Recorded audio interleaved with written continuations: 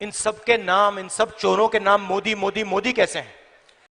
सांसद राहुल गांधी अब पूर्व सांसद हो गए।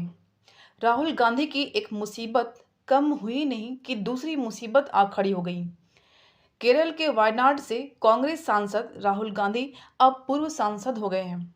लोकसभा सचिवालय की ओर से आज दोपहर यानी 24 मार्च 2023 को यह फैसला जारी किया गया, जिसमें राहुल गांधी की लोकसभा सदस्यता को खत्म करने का जिक्र किया गया है। एक रिपोर्ट के मुताबिक कहा गया है कि सूरत कोर्ट की ओर से 23 मार्च को दी गई सजा के आधार पर वायनाड के सांसद की लोकसभा सदस्यता खत्म कर दी गई है।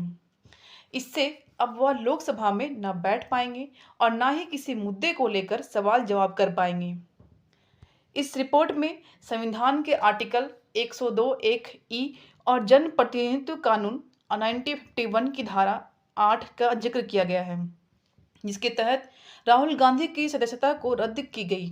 इसके बाद सदस्यता खत्म करने के आदेश की यह कॉपी राहुल गांधी को भी भेज दी गई है। वहीं एक एक कॉपी राष्ट्रपति सचिवालय, पीएम सचिवालय, राज्यसभा सचिवालय, चुनाव आयोग, भारत सरकार के सभी मंत्रालयों और विभागों को भेजी गई है। इसके अलावा एनडीएमसी केरल के चुनाव अधिकारी, जो राहुल गांधी केरल के वायनाड से सांसद थे, और लोकसभा सचिवालय के सभी दफ्तरों में भी भेजी गई है। दरअसल मुद्दा यह था कि राहुल गांधी कर्नाटक के कोलार में 13 अप्रैल 2019 को चुनावी रैली का दौरा कर रहे थे। इसी दौरान सत्ताधारी सरकार पर हमला बोलते हुए कहा था कि नीरव मोदी, ललित मोदी, नरेंद्र मोदी, इन तीनों का सरनेम कॉमन क्यों है और सभी चोरों का सरनेम मोदी ही क्यों होता है।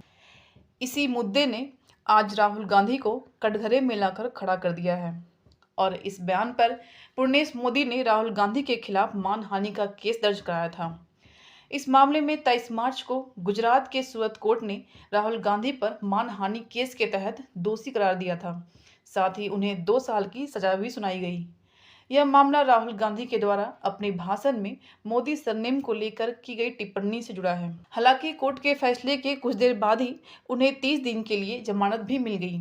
वहीं कोर्ट ने उन्हें 30 दिनों की मोहलत दे रखी है कि जिससे वह कोर्ट के फैसले को ऊपरी अदालत में चुनौती दे सकते हैं।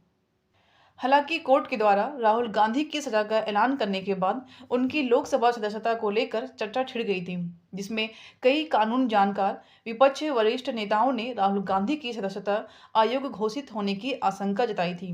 बस इंतजार था तो सिर्फ लोकसभा सचिवालय की रिपोर्ट की। अब जानते हैं कि किस कानून के तहत राहुल गांधी की सदस्यता को अयोग्य करार दिया है।